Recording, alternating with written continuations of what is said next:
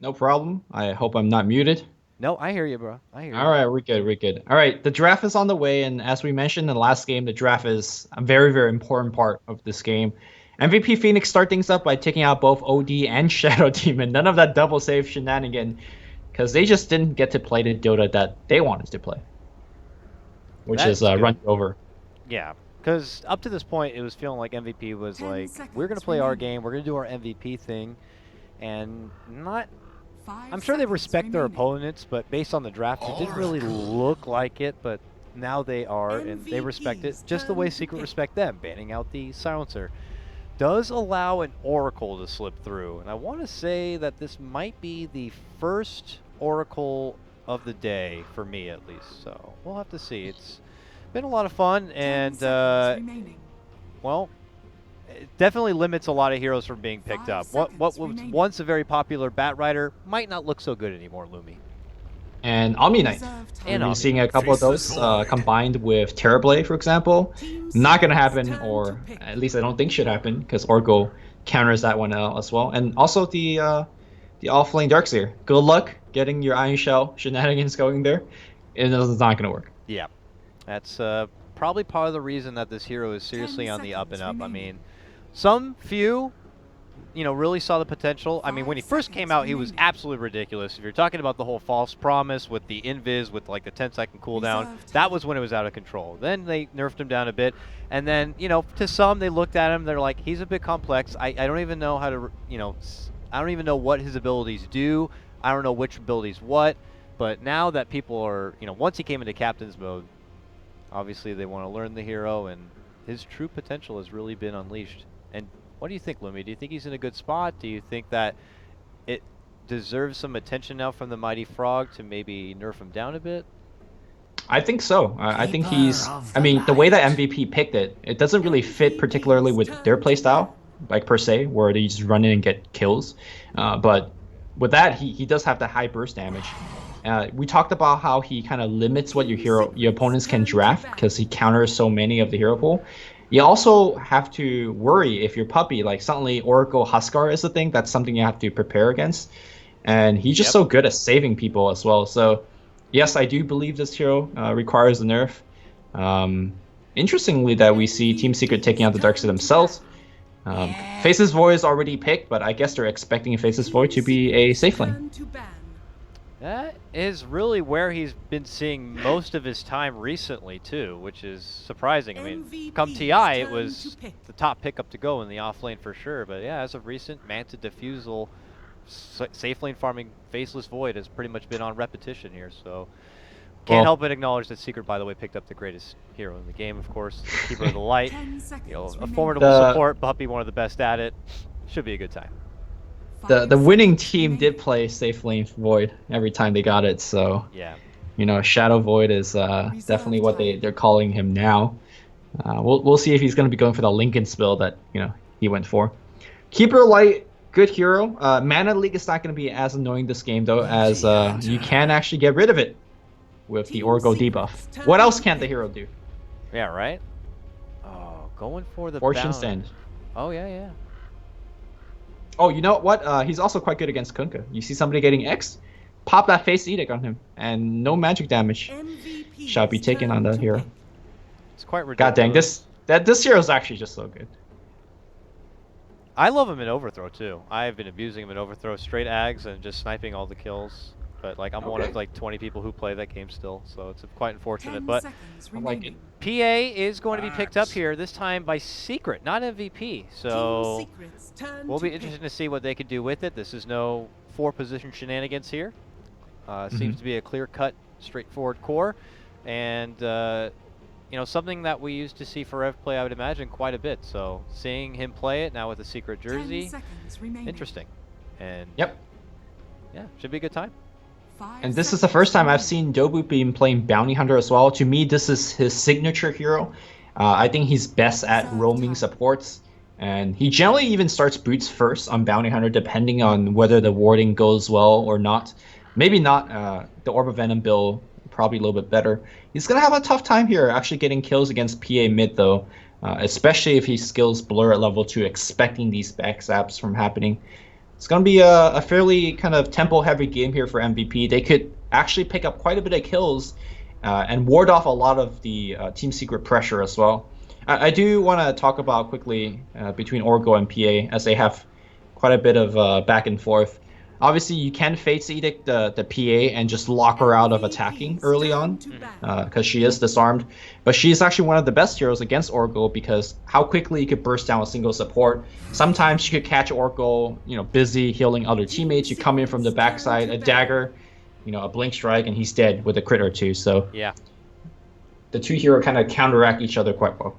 And more often than not, I'm seeing PA do those ridiculous crits where she just insta-deletes flimsy little oracles or any support, and you can't help but just get in their face and be like, I bet you didn't see that one coming. It's just ridiculous. So we'll see. Secret, maybe they've been praying to RNGesus and something will work out for him here. Timbersaw being the follow-up, I imagine that should be the mid-one grab. We saw him do wonderful work with this on Fnatic back at TI, and it just kind of matches the high tempo pace. I mean, I can't help but feel like it's a little like you got a keeper on one side who, when I look at a keeper, and I don't know how if you look at the keeper the same way I do, and I know we both love the hero, so we look at him lovingly, but he's like slow, can like draw games out, but that seems a bit conflicting with you having now a PA and a Timbersaw. I know he has a lot of tools that just bring to the game, but I couldn't help but notice that it's just going to be a bit interesting to see that the pacing he wants to go out is different. I think Keeper is actually an offensive workhorse if you play him right. I mean, like Chakra Magic is going to do wonders for Timbersaw and PA. I've definitely seen where you go actively gank with Keeper and you use his ultimate as a homing beacon to call in people. That's like, hey, look, PA's showing on the bottom. He's farming.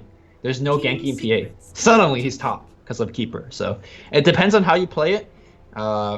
Very few people do play him very offensively. Let's see how Puppy's going to do. You know what? Actually, I was looking at it, and I think Pi is going to be playing this keeper. And I think... Puppy's on the roaming Kunkka. Yeah. Makes sense. Yeah, I was like the same way. I'm like, I'm just so used to Puppy Coddle. But it's like, no, Pi plays it too. And the funny thing is that I initially really liked Pi a lot. I didn't know who he was, much about him or even what he looked like, but his Twitter had Keeper of the Light as the avatar. And actually, I think it still does. And I was like, I like this guy already. So I know he plays a really good Coddle based on that alone. Their final pickup is going to be the Storm, who also happens to synergize wonderfully with the Keeper. Does tell me now, obviously, it's not going to be the mid-1 Timber, though. Now mid-1 Storm. 10 seconds remaining. Fair enough. I hope he doesn't go for the same Orchid build, although it might work much better here this game, because Orchid first versus Orgo, you zip on him every single fight and make sure that he does not see the light of day. But we'll see. We'll see how they take the game. MVP, they need a final mid hero that has a bit of burst. You want some burst to take down the Timber. Burst goes a long way combining with the Orgo, who already has a lot of that. And of course, with Axe, you also want more burst. But no. We're going to go back with the Huskar Orgo instead. Oh no. Suddenly a wild Huskar appears. Oh, this is crazy. But typically PA is not terrible against the Huskar. I guess it just depends if she's able to kind of... I mean, if Huskar has his way, PA will be nothing at that point in time. But if she's able to build up into something special, she could have a say in a square-off match against the Huskar. This is going to be a doozy, and I couldn't help but giggle a bit there because I was thinking, brilliant little synergy. Can't forget the Coddle benefiting like the double dagger play coming out from PA. That might be a bit of a doozy in the early game. That'd be a lot of fun to see. That is actually quite a bit of fun. Also, between PA and Huskar, I feel like whoever jumps first loses the fight, the man fight. Because when Huskar jumps at PA could easily disengage whenever she wants with a via blink strike. If PA jumps into Huskar, boy, you better become packing heat because Huskar wins that 1v1 unless you have friends around. So we shall see. I think Silver Edge is going to be a big item, both sides as well. You shut down PA as well as Huskar. Yeah, a lot of funny little interactions both ways. You mentioned the Chakra Magic double dagger, but also I think Oracle is going to make this Huskar like a Superman as he always does. Yeah. So I wonder. I actually didn't catch the final bans there, and I couldn't help but think, obviously I had forgotten. I mean, I guess we were caught up on talking about Coddle a lot, talking about all the other things that I didn't even think of the Huskar at all, and I can't help but wonder if Secret didn't think about the Huskar at all, and MVP managed to snag this one up, or if it was something that Secret had already considered and were willing to welcome into this Game 3. Yeah. I don't know. I feel this game is the most even draft that we've seen so far. Yeah. But Team Secret, they ran a lot of Huskar strategies, and they played against a lot of Huskar strategies. So I'm pretty sure they had it in mind. And honestly, I think this lineup is actually quite capable of dealing with it. Timbersaw with a ton of peer damage. You got PA with the kind of burst physical that could go through the Berserker's blood. So I think they are well equipped and well prepared. Now, how about the potential laning setup here? I would likely imagine that we will once again be blessed by Velo going to the off lane. Actually, well, last time he went straight to the jungle, and they just straight up sacked the off lane altogether. Is that something we could likely be seeing again here? Is that worth it to him? I mean, that would just leave what I imagine being the PA to kind of her own devices there in the bottom lane. I think PA might be going mid. Well, their last hero that's not selected right now is what? I'm forgetting already. Oh, don't do this to me. Did you forget it? You too? totally. Oh my God! It's you know. It's not OD. It's definitely not OD. Oh, it's Storm. It's Storm. That's right. It's Storm. Okay. I didn't even look at chat. I knew that one. I pulled it out. Okay. All right. All right. I got so I'm caught up in thinking, still thinking mid one was Timber. That totally threw everything off. But what are you thinking? It's gotta be Storm mid, I'd imagine, right? no, I think Storm mid is gonna get wrecked by Huskar, right? I think you do the Oh, lane yeah, dodge yeah, here. yeah. So you do the Stifling Dagger PA, you take the Blur at level 2, and hopefully, the Flame Spearman doesn't wreck you that hard. So I think you do the Storm safe lane. You still put mid one on it because he's so good on the hero. And then Velo probably will dodge. Well, he'll dodge both Storm and PA. I think he's gonna have a tough time. Even though PA looks like, oh, it's a melee hero, I could run up, at him and do fine. Keep in mind that Karo's gonna be there. You're gonna get leaked, and you're not gonna have a good time. Yeah. So Velo likely to jungle. He can go to the jungle and have a happy little time there. I don't obviously foresee too much KotL roaming around. KotL will be happy because then it's like, oh, I could just do the pull camp thing and I'll be here by myself and I could just do that and I will get fast levels real, and we know how much KotL benefits from just getting so much early XP and getting those levels fast. Having a level 3, chakra magic so much sooner. I would imagine he wouldn't probably put too much into Mana Leak early if he doesn't even have a off-lane opponent to really go against, so he'll have blast that much sooner, he'll get farm that much sooner, and that's when he gets closer to that very tasty, juicy Agnum Scepter. So, well, I wonder what that means for the Kunkka, if he is going to try to, make an impression in the mid lane or roam around and try to keep tabs on the Axe. I know we're like totally theory crafting this whole early laning phase. I know, it was like someone had to go take a deuce or something. Oh, it looks like we're back. Okay. Away we go. It was mid one. All right. Also, I'm curious what build Puppy's gonna go for. We've been seeing even the supports going the max Tidebringer build these days to output more damage. I feel that X is gonna be a very important skill this game though, so maybe we're gonna see a little bit more traditional with the X max. Fabi already positioned a get away, Puppy. No warding here for you. Yeah, that's a good feeling for Fabi. He's like, yes, all right. They can't come in here. They can't come into my house and drop that ward. Now they already have their own ward down. They would see any sort of infiltration like that, and he can keep that pole camp sacred and kind of be in the know-how if there's going to be any rotation. So Fabi's in for a good time now, and it looks like Storm's going mid. Storm is going mid. Is he going mid? Okay. Yeah, he's got the mid items. He doesn't have any tangos. You're right. So, all right, he's confident versus the Huskar matchup. Normally, you just avoid it like the plague, but all right, I can't help but think that I want to avoid those freaking spears every time I'm around him. Look, if you look at QO, he's expecting a PA matchup. He's got the magic wand. Like, he's ready for daggers coming his way. Yeah. But not the case. Okay. Maybe that's just secret. Like, well, if he's not extra prepared for Storm, maybe they're just confident enough in mid one skills. I'm pretty sure that's what EG's motto was also, like through TI5, like pulling out Storm even at times where it looked like Storm wasn't really even a thing. They were just confident enough in Sumail's capability that it'd be, he'll be able to win the lane more often than not. Maybe they have the same faith in mid one. We'll see. Fair enough. The other problem with Storm going mid is the fact that it makes Bounty Hunter ganks suddenly more of a reliable thing. Bounty Hunter going mid against PA, should keep Blink Strike away or get a dagger to your face. But we shall see. Mid one is going to get himself an extra 100 gold, though. Nice D-War coming through. That's nice. He's winning right now. But he's got to be careful, because it's not just a Huskar, it's also a Bounty Hunter, who dropped his own sentry. Convenient puppy show, though, as he pops on in with a torrent and with a dust. Not getting close enough, though, to be able to do the work. And goes for a torrent. Nice backpedal there by Dubu. He's going to be able to avoid it. That was such a surprise play there by Puppy. Very nice interjection. I gotta say, I'm taking notes right now with Puppy's sentry ward placement. Like, the ending bounty would never find this one, right? We've been through the trees. He already dropped one sentry. He's like, where the hell is this? Generally, what you want to do as bounty is you run there, you drop your sentry, you eat third sentry with a tango. But you're not gonna find this. 6th spot. Good win right there for Puppy, and Dubu is just going to have to be left wondering if he should hang around and try to go for the sentry again or just make an impression elsewhere. It seems like it could be the latter as he heads up to the top. As expected, as we were talking about during the pause, Velo is straight to the jungle and starting his farm path there. That will leave the lane totally open for Forev to be farming on his timber side. Yeah.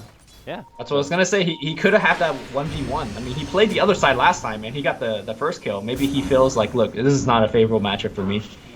So, meanwhile, Kyo gets first blooded by mid one. He's going to get the return kill with the Fireburn damage, but I imagine Puppy had a hand in that one with a torrent landing. Yeah, still creeping around. He managed to pop a torrent there onto QO, and I guess QO decided to man up there. Did get the, kill there in the end with the help of the Flaming Spear's dot damage, but obviously going down first, handing over the XP burst to mid one is not the best thing ever. But mid one is also sharing XP with Puppy here and there, so they are still matching out pretty evenly. Dubu already guarding out the rune. He'll grab it himself. That prompts the dust. That prompts the X into a torrent. Oh, Dubu waiting for the rune, but Secret were waiting for an opportunity to catch him waiting. I think. That's not what No, that's correct. That's correct. And honestly, he shouldn't be surprised by that. Puppy had already popped one dust chasing him earlier, right? So, meanwhile, on the bottom here, Forev gets a solo kill. Apparently, Timber beats Axe. Confirmed here by both players. Yep, that is not working out to be a favorable matchup, and that might be the last time we could see him in that lane, as he probably heads back to the jungle to look for better farm opportunities there. Speaking of making a return here, Dubu back in the mid lane, but again, he will quickly realize that there's still a sentry in that mid lane, and he cannot sneak in there and get any sort of jabs. Oh my god. Oh my god. Puppy's making Dubu look silly right now, just shutting him down cold. This bounty, we are 3 minutes in, he's level 1.5. And great. He will definitely be watching the replay and being like, where was that frickin' ward at? Okay, here we go. Torrent connection here for QO. Does some good damage, but QO welcomes the damage and looks to turn to mid one. Has to be careful, though. Another torrent connection could lead to some trouble. He does have a magic wand. I think he's using that to perhaps bait Secret from to come in, but Secret obviously checking enemy items, should be aware of that situation. But right now, as I look at things, Febby has to really step up and carry, because we haven't actually seen Febby really just take over and carry the game. Generally, he's not put in a position that he has to do it, because, it's Velo as well as Qo that's getting the more opportunities. Oh, mid one now, caught between three. The spear's beginning to come out, and Qo's going to be able to get it done. Now looks for Puppy here. It's a lot of burn damage. He would definitely need maybe another couple. Is it good enough? Is it good? Is he roasted? Is he toasted? Is he burnt? He's burnt. Oh, that sounded painful. All right. Puppy goes down, and suddenly the game's back even, 3-3. Okay, maybe Febby doesn't need to carry, but earlier it was looking like, Kyo's getting shut down, Velo's getting shut down. But we're gonna need to see a big boy regardless, because Kyo is gonna have his hands full being the primary target of Secret. He's gonna get focused every single fight. I'm totally right there with you. I've noticed that kind of a trending thing for MVP is that they always seem to have this power 3 core here. While top lane, one of those cores, Febby, able to sidestep the blast. The Fate Stick did come in just in time, it would appear, and now the heals begin to come out. But they always seem to have those 3 cores, each kind of matching up with each other. Febby's, on the silencers. He was on the Drow Ranger with, that kind of interesting build-up. But I mean, he's not like the one-man show kind of core carry. So MVP just have this balance between this trinity. And it seems to be working out for the most part, but we'll have to see if it works out here for Game 3. Yeah. I've only seen Febby, step up to that ultra core position in rare circumstances. I think he played a Spectre versus Fnatic in MPGL Season 8, and he carried pretty hard in that game. But you're done. Mid 1 in the mid lane is going to get jumped. He's only level 4. QO hits level 6, but it looks like he's going to die here as great TP from Forev, extending his lead here, picks up a kill.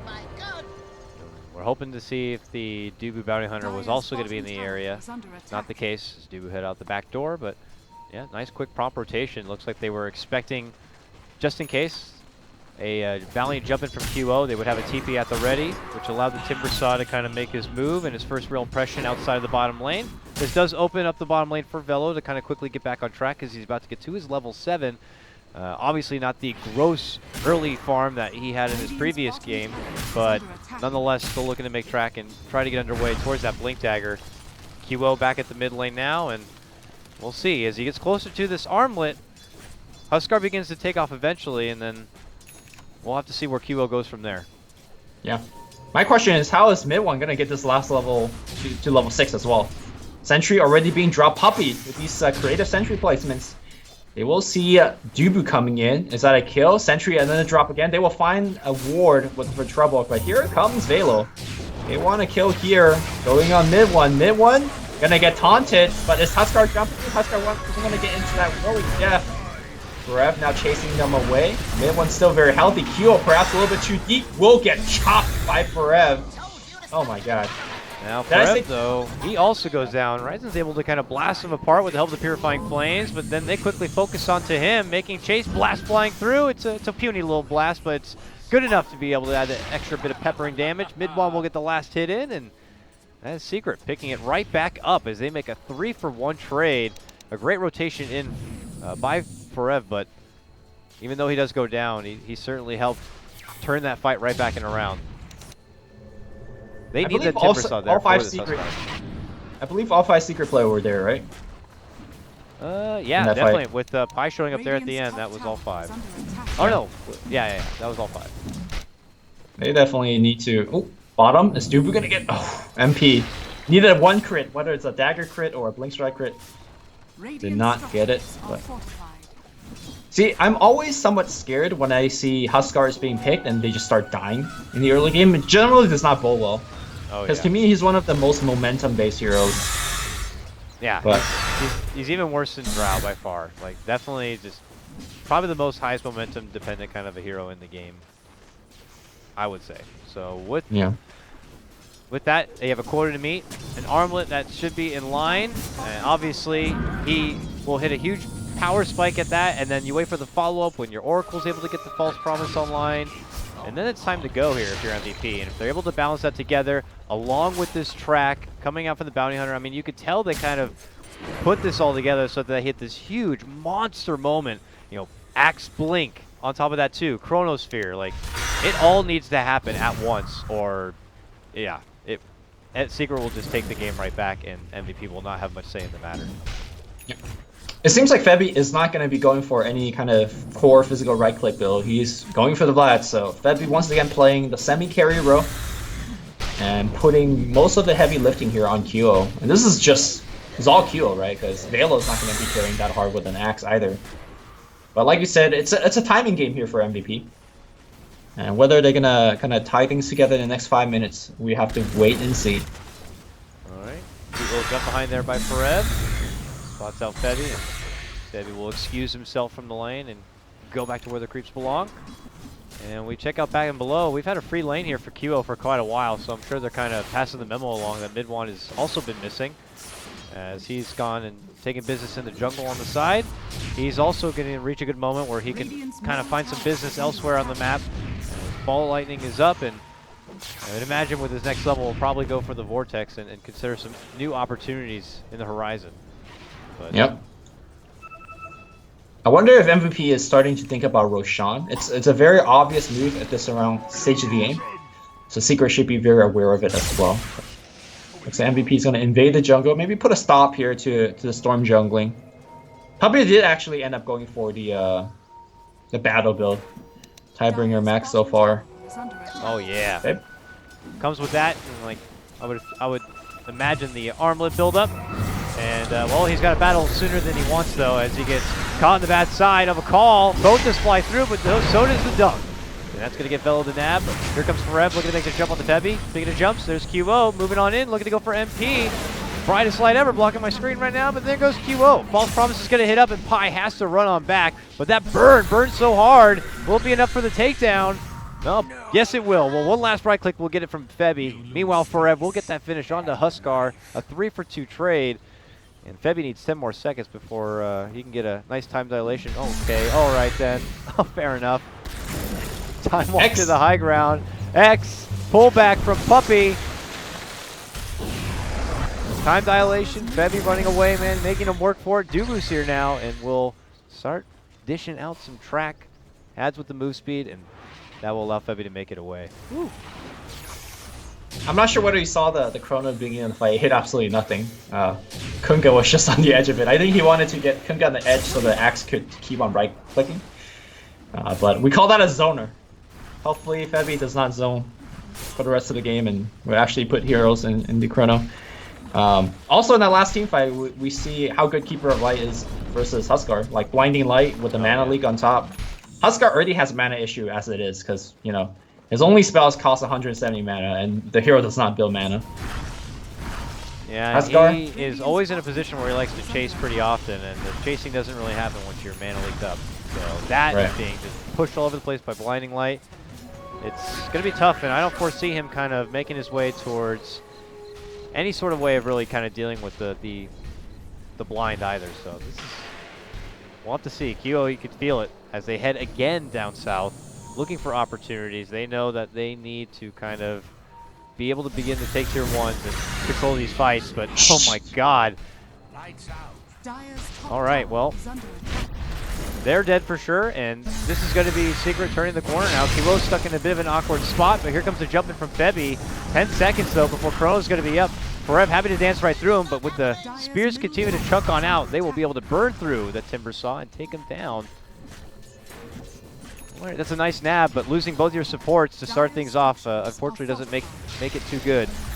But Puppy's looking to sweep in now, and they'll eventually get the burst on the Pi. Now Febby on the run back. Forev not done yet. Looking to rush on in, and okay. God. What happened there? Purifying Flames, he gets bursted up. It looked like he went from the heal with Fate's Edict, but just too much burst.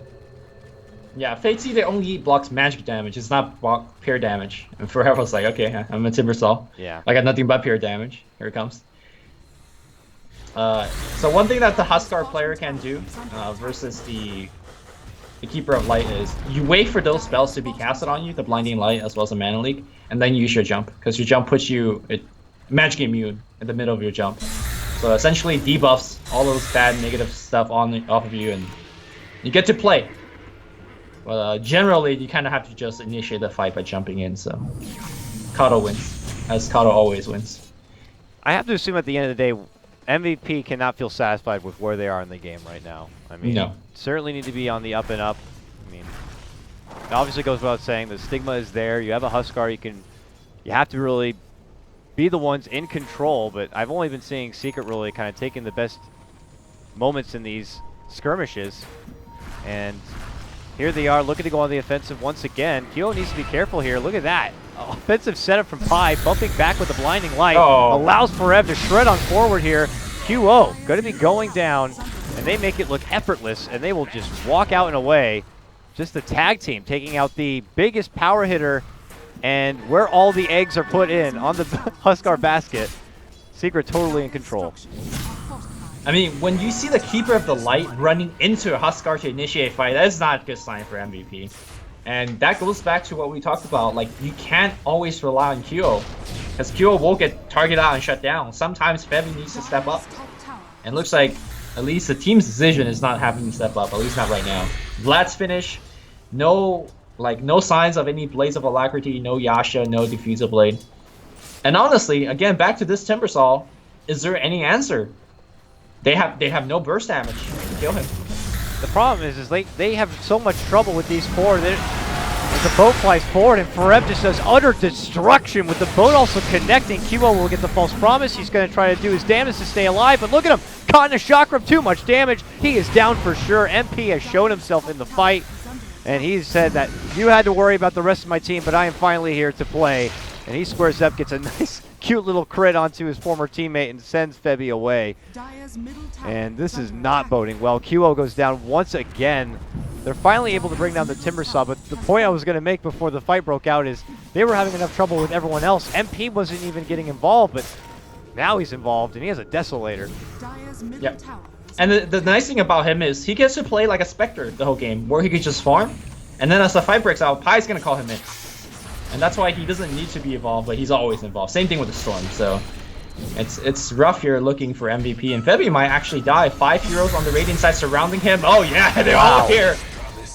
Torrent to chain through, to jump in from mid-1. It's just nowhere feeling safe now for MVP.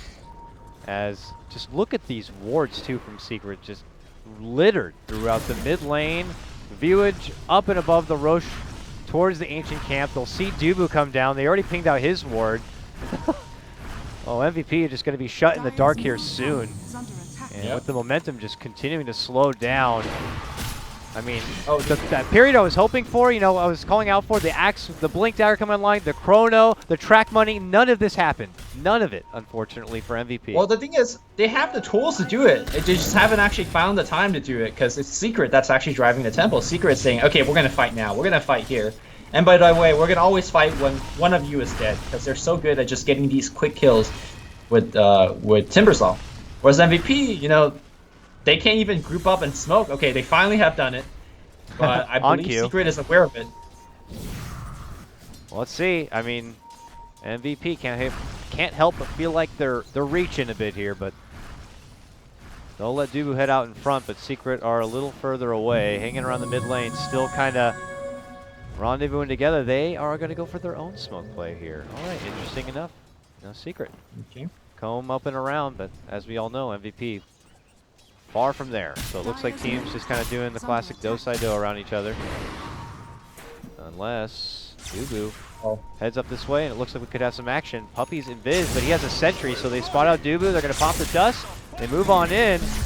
Bevy shows himself, can't decide if he wants to pop out the Chrono yet. We'll go for the time. Annihilation, then pops out the Chrono, looking to go for mid-1. Cubo jumps to the low ground, but man, Torrent and the boat and the blast all coming out. Secret going for their own response. The false promise will be there for QO. How much damage is he going to be able to get off, though? Is he going to be alive? He's good. Stays alive, looks to go for mid-1. Blast continue to chunk out, though, from Pi. And Forev brings in the deeps with the double kill now. They get through 4. They're going for Febby to make it 5. With the mana leak, he may not be getting away. He goes down. That's all 5 out. They only get mid-1. Oh, my God. It was such a disaster. Did you see that Husk card? Okay, the Chrono happened on the Storm. It was only on the Storm. And it looked pretty good because the Storm was on the edge of the Chrono, right? So QO says, alright, good Chrono, let me jump in and just go to work. Apparently when he jumped, he also jumped into the Chrono. Chrono was not that good. And then after the Chrono ended, his teammate disarmed him. So he literally just has an attack. And then after all of that ended, he just died. Good beats. MVP, I don't see them coming back in this game without some kind of big miracle. Dubu going for D-Ward, but even then, the disrespect from Pi, just don't even go for that. Hits him up with Blinding Light, the mana leak. He loses all of his mana, and because he's ridiculed like that, he'll walk away. And now Secret control the Roche, and they know that that's what they need to go for next. And with the sentry down, they will get rid of the MVP high ground ward, and it's all on the Roche for them. I mean, if you look at Dire Vision, there is no Dire Vision. They don't see anything. Meanwhile, Radiant has at least appropriate vision of where they want to see next, which is a Roshan pit, like you mentioned. And QO is being hunted. Alright, here comes trouble, and just like that, he loses pretty much 3/4 of his life. QO realizes he's in a bad spot, and he's got to get back and away here. A jump in does come out from Bello. They'll go for MP. But that leads to a 2-man Torrent, a 2-man Blast, but no boat connection there. Debbie jumps back out and away, but it's focused on Forev here as he jumps way behind the MVP team. They're going to be able to get the call off. Self-Lotus, but there's going to be the Chrono, only to hold Forev and to keep the others back, I suppose. But nonetheless, it gets the finish for the Timber. MVP feeling like this is their best opportunity to come back. They will look for any opportunity to move on forward. But here's the problem. He's back right now. 5 seconds. They have a caller to call him back in too. So I don't know what opportunity they got from that kill, and they wasted the chrono for that kill. They're gonna try to go into Roshan, but guess who's this back? is ambitious, very ambitious for MVP. The Secret, as mentioned, are back, and they're moving in. Velo with little mana to work with. Febby with no chrono. Okay, to the high ground. We've seen this before. Febby up and above, but Huskar will be able to jump down. So will Febby, thank goodness. But this false promise, we'll see how long-lived it's going to be. Eating some damage now. Mid-1 looking to jump up behind. MP will be able to slice down Ryzen, takes him apart. QO caught between the rest of Secret, and that's going to lead to the Roche. I don't think MVP are going to be holding out in this game too much longer, Lumi. This is a secured Aegis, and Secret can do as they please in this game. Yeah, I don't know. I felt like that was the best shot. You know, they focused Timber. They recognized that he's the biggest issue, that the person that he can't kill. But the problem is, they did it so late into the game that his Bloodstone charges are so high. I think he's died twice, 3 times this game since his Bloodstone, and he still has a 12 charge Bloodstone. That's just how big of a game that, you know, he's been having.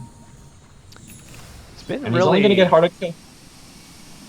It's been really a lot of Timbersaw. The Timbersaw show. I mean, he warranted a serious amount of respect, and he deserves so through TI, but it seems like he's still in such a great place right now.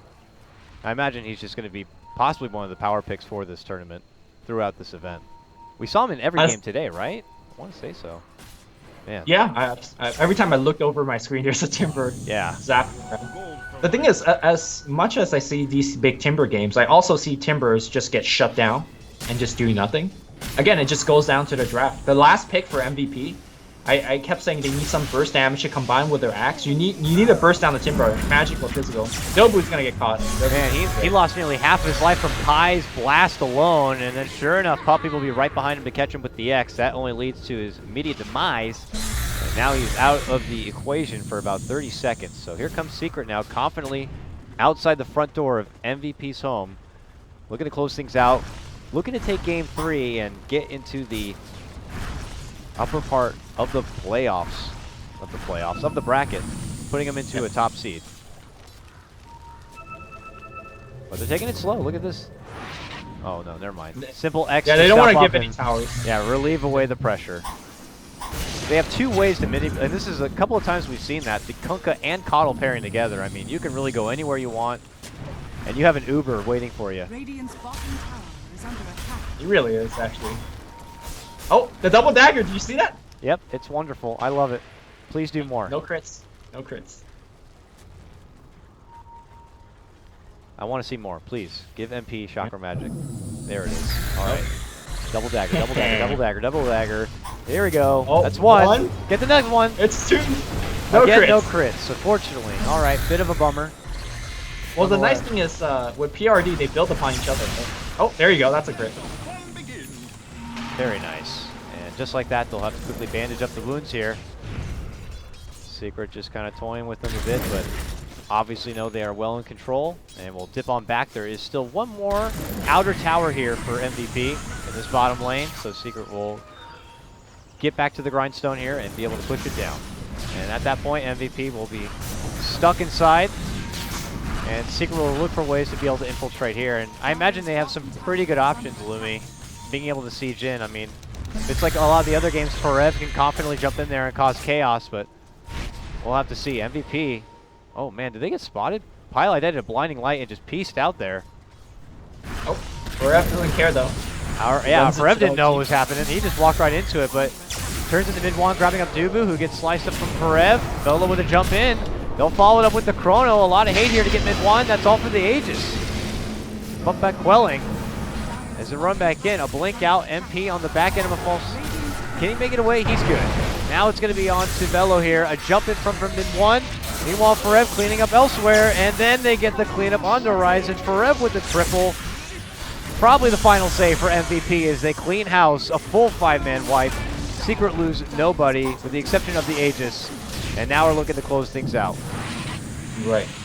You know, when you talked about how MVP needs to come together and recognize that they have a timing lineup and just go for it, you know, the Chronosphere, the Huskar with the armlet, and the Blink Axe, and they haven't. The Bloodstone charges got built up, the Aegis got claimed, and eventually when they got their combo off, their advantage was so big on Secret side that it doesn't matter. You get those quick kills. Secret comes right back, and Secret didn't even need to do it this game, but they could always just buy back and have Pi to call them back in, and that would have been another way, for them to reinforce the fight. Kato, what a hero! Really is just the greatest freaking hero in the game, to be honest with you. But nonetheless, I mean, it's MVP. MVP going out in MVP fashion. In game number 3, they see the opportunity to go pretty much all in. The Huskar 5th pick grab. Something that Secret may have anticipated and prepared for. I mean, based on the play, it certainly seems so.